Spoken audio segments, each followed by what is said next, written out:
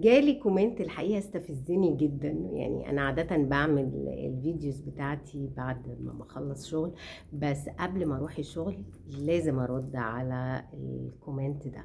الكومنت ده أنا كان على فيديو أنا كنت عاملاه إن ما تخليش حد يعايرك، فحد قال لي إنه بيتعاير بأصله، إنه صعيدي.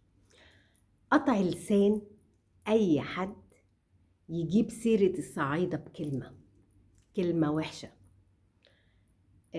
أو بأصل أي إنسان. الأصل هو الأساس، هو البيزك اللي إحنا طالعين منه، هو فخرنا، هو شرفنا، هو الثبات بتاعنا اللي إحنا بنبقى واقفين عليه ومسنودين عليه.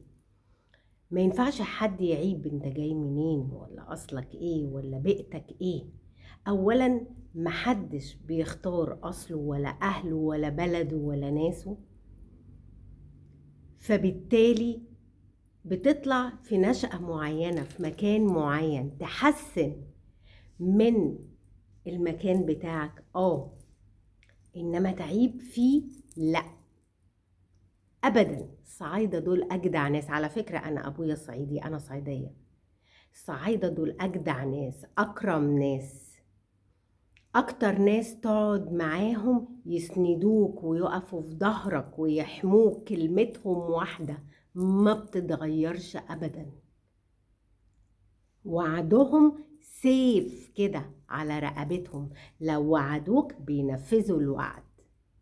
صعايدة مفيش أحسن من الصعايدة. وشكرا.